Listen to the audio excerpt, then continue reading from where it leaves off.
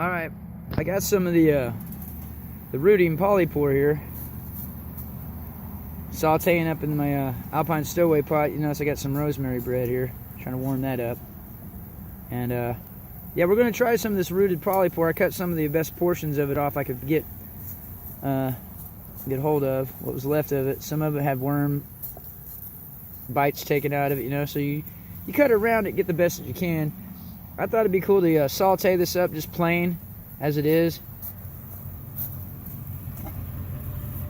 And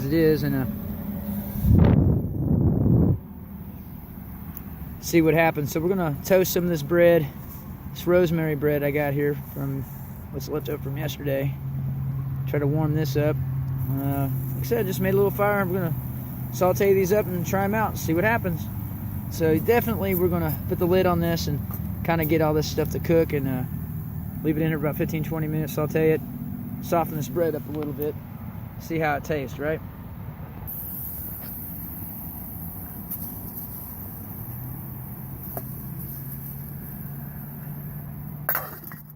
Now leave that in there for a few minutes. It'll probably develop some steam. And we'll just try it plain. Don't mix it with anything else. That way we can definitely figure out if something goes wrong. We can identify it, you know, and like go, okay, yeah, that causes stomach problems or something, and I can let you out there know. But for now,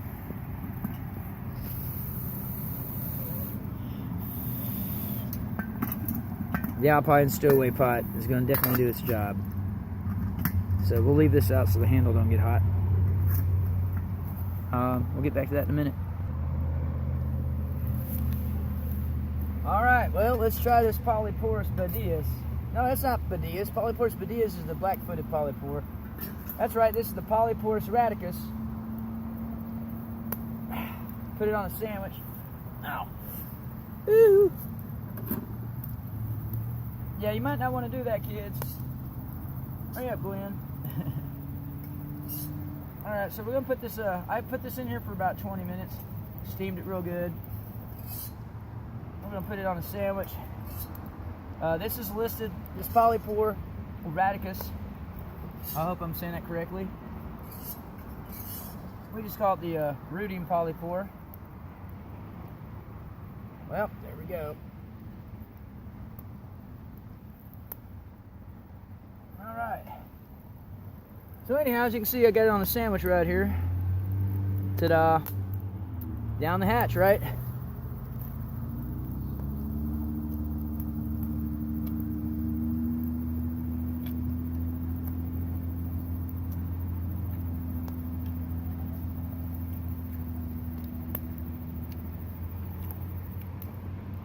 It's just really rubbery and watery.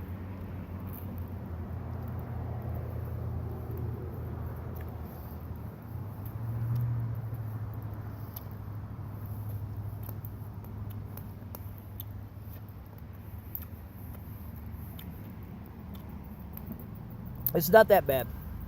It just lists as an inedible.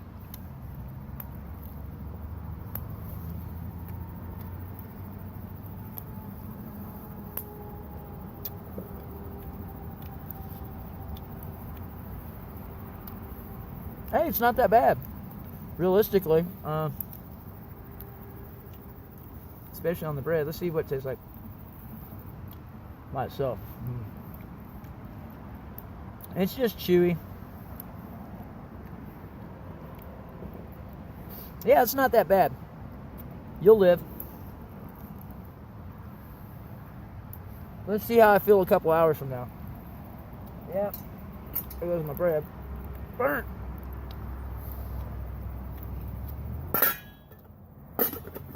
Yep, I messed that one up. Yeah, we're okay.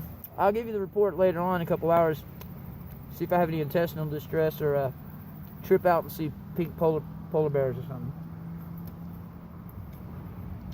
It doesn't taste that bad on a sandwich, really don't. But off that one, there just wasn't a lot I could deal with because he apparently had been eaten by some bugs. Yeah, that's not too bad.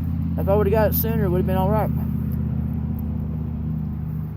But in reference guides and things like that for here in central Missouri, the rooting polypore, which is listed as the Polyporus radicus, or radicus is the stem for the rooting polypore, and it doesn't taste that bad.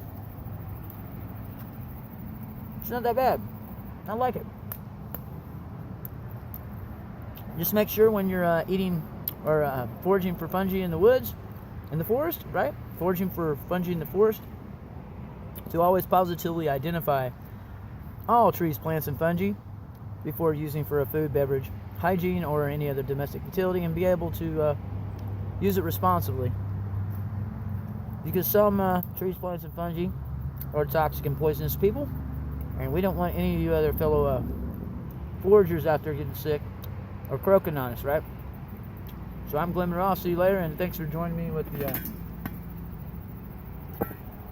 oh yeah, I burnt that one.